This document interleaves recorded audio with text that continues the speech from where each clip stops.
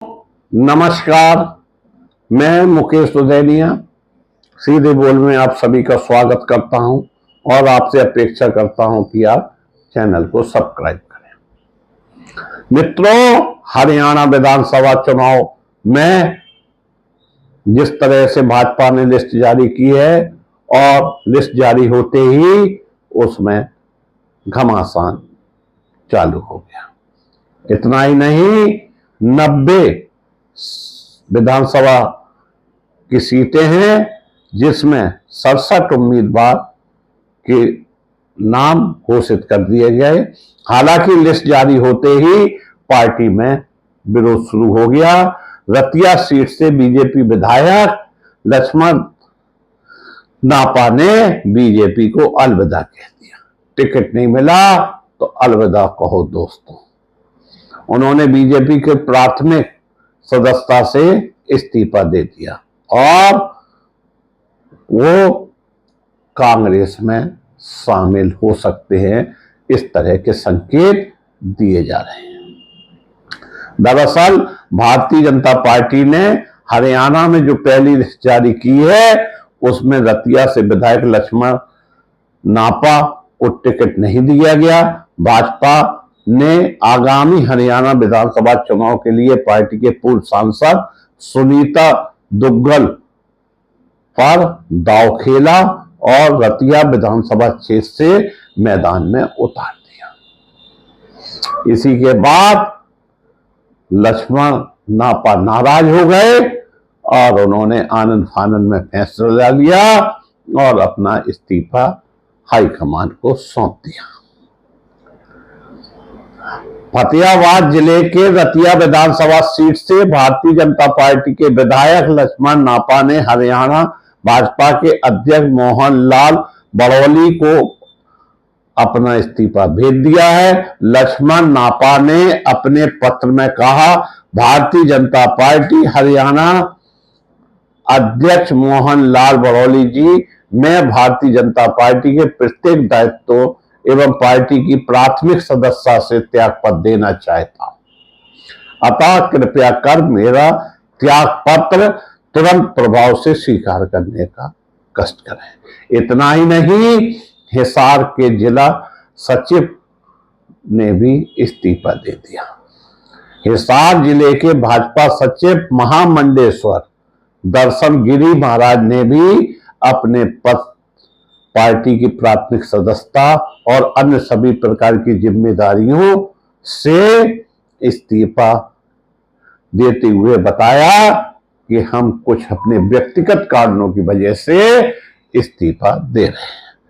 पूर्व मंत्री कर्णदेव कनौज का भी इस्तीफा।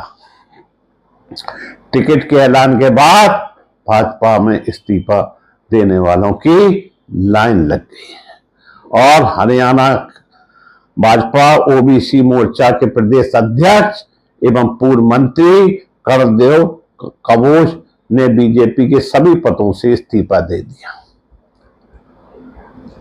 और वो टिकट न मिलने से नाराज है।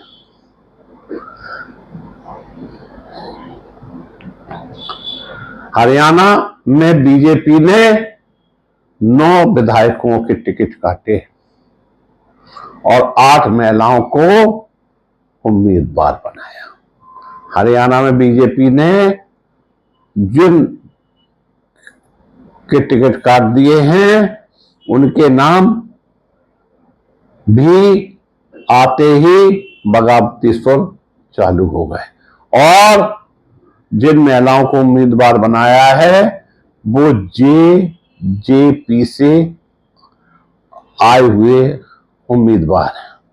चंडीगढ़ हरियाणा विधानसभा चुनाव के लिए बीजेपी ने बुधवार को अपने उम्मीदवारों की पहली लिस्ट जारी कर दी। पहली सूची के अनुसार बीजेपी ने अपने 9 मौजूद विधायकों के टिकट काट दिए। भाजपा की पहली लिस्ट में केंद्रीय मंत्री राव इंद्रजीत सिंह की बेटी, सांसद किरण चौधरी की बेटी और कुलदीप बिश्नोई के बेटे भव्य को टिकट मिला है। इस लिस्ट में कुल 8 महिलाओं को टिकट दिया गया। बीजेपी ने 17 विधायक और 8 मंत्रियों को रिपीट किया है, जबकि 2 मंत्रियों के टिकट काट दिए। बीजेपी ने इन विधायकों के टिकट काटे। पहली लिस्ट के अनुसार बीजेपी ने अपने 9 मौजूद विधायकों के टिकट काट दिए। पलवट से दीपक बंगला, फरीदाबाद से नरेंद्र गुप्ता, गुरुग्राम से सुधीर सिंगला, बवानी खेड़ा से विशंबर वाल्मीकि, रनिया से कैबिनेट मंत्री रणजीत चौटाला, अटेली से सीताराम यादव और पेहोवा से पूर्व मंत्री संदीप सिंह, सोहाना से राज्य मंत्री संजय सिंह और रतिया से लक्ष्मण नापा का टिकट काट दिया। इन सीटों पर नए चेहरों को भाजपा मौका दे रही है और इन महिलाओं को टिकट दिया गया है। बीजेपी ने कालका से शक्ति रानी शर्मा को टिकट दिया है। वहीं मुलाना से संतोष सरवन, कलाया से कमलेश ढाड़ा, रनिया से सुनीता दुग्गल, तोसाम से श्रुति चौधरी, गढ़ी सांवला किलोई से मंजू हुड्डा और कलानौर से रेणु डवाला और अटेली से कुमारी आरती राव सिंह को उम्मीदवार बनाया है। गढ़ी सांवला किलोई से पूर्व सीएम भूपेंद्र सिंह हुड्डा विधायक हैं। वहां ये कई बार जीते। सीएम सैनिक लाला तो अनिल ब्रिज अंबाला कैंट से चुनाव लड़ेंगे। हम आपको यह भी बताते चल रहे हैं, भाजपा ने हरियाणा की 90 सदस्यीय विधानसभा के चुनाव के लिए बुधवार को 67 उम्मीदवारों की पहली सूची जारी की। मुख्यमंत्री नायब सिंह सैनी को लड़वा सीट से उम्मीदवार बनाया गया, जबकि हाल में ही पार्टी में शामिल हुए कई लोगों को टिकट दिए गए। भाजपा की ओर से केंद्रीय चुनाव समिति की बैठक के बाद कई दौर की मशक्कत के बाद यह सूची जारी की गई। इसके मुताबिक हरियाणा भाजपा के पूर्व अध्यक्ष ओम प्रकाश धनखड़ को बदली से और पार्टी के वरिष्ठ नेता अनिल ब्रिज को अंबाला कैंट से उम्मीदवार बनाया गया है। केंद्रीय मंत्री राव इंद्रजीत सिंह की बेटी आरती अटेली से चुनाव लड़ेंगी।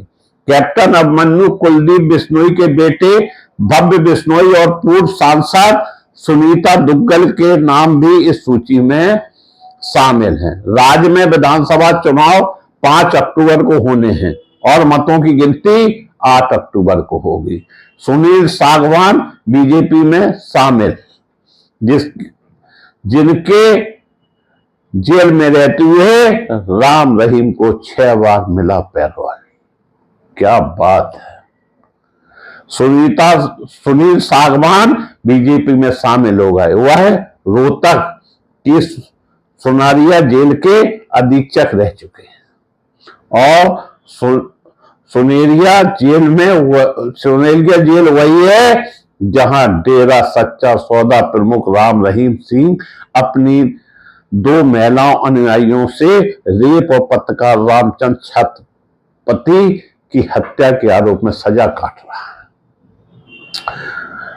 जेलर बीजेपी में शामिल हुए और जेलर रहते हुए उन्होंने राम रहीम को 1, 2, 3, 4, 5 नहीं 6 बार पैरोल दी है। हरियाणा के सुनरिया जेल के अधीक्षक रहे सुनील सागवान बीजेपी में शामिल हो गए। सागवान के जेल में रहते बलात्कार और हत्या के दोषी गुरमीत राम रहीम को पैरोल मिली और फॉलो पर रिहा किया गया। सुनील सागवान हरियाणा की चरखी दादरी सीट से चुनाव लड़ सकते हैं। सागवान 22 वर्षों से अधिक समय से सरकारी सेवा में रहे। वह 2002 में हरियाणा जेल विभाग में शामिल हुए थे। उन्होंने कई जेलों के अधीक्षक के रूप में कार्य किया, जिसमें रोहतक की जेल भी शामिल है, जहां उन्होंने 5 वर्षों तक सेवा दी। यह वही जेल है जहां राम और रहीम ने क्या किया क्या नहीं किया, ये हम आपको ऊपर बता चुके हैं। वर्तमान में 21 दिनों के लिए फॉलो पर जेल से बाहर। राम रहीम बार बार पैरोल और फॉलो के लिए खबरों में रहा है। 10 मौकों पर राम रहीम सिंह पैरोल या छुट्टी पर था, जिसमें से 6 मौके तब थे जब सागवान उस जेल के अधीक्षक थे। इससे अंदाजा लगाया जा सकता है इनके कितने गहरे संबंध राम रहीम से रहे होंगे। सुनील सागवान पूर्व मंत्री सत्यपाल सागवान के बेटे हैं। वह 2 महीने पहले कांग्रेस छोड़कर भाजपा में शामिल हुए। इतना ही नहीं, हम आपको यह भी बताते चले कि कलकत्ता के उच्च न्यायालय के पूर्व न्यायाधीश अभिजीत गंगोपाध्याय भाजपा में शामिल हो गए थे, और वो उस समय शामिल हुए थे जब लोकसभा चुनाव होने वाले थे। भाजपा में शामिल होने के बाद भी गंगोपाध्याय ने समाचार एजेंसी ANI से कहा, आज मेरा शामिल होना अच्छा है। जिस तरह से उन्होंने मेरा स्वागत किया है वह अभिभूत करने वाला है। हर कोई जानता है कि भ्रष्टाचार से लड़ना है, निश्चित रूप से जानता है कि भ्रष्टाचार से लड़ना। कलकत्ता उच्च न्यायालय के न्यायाधीश पद से इस्तीफा देने वाले न्यायमूर्ति अभिजीत गंगोपाध्याय भाजपा में शामिल हो गए, और कोलकाता लोकसभा चुनाव से कुछ महीने शेष रहने के बीच कलकत्ता के उच्च न्यायालय के पूर्व न्यायाधीश इसमें शामिल हुए। अभिजीत आज भारतीय जनता पार्टी में शामिल हैं। इतना ही नहीं मित्रों, अभी कुछ दिन पहले ही RSS ने एक फरमान जारी किया था कि सरकारी कर्मचारी भी अब शाखा में जा सकते हैं।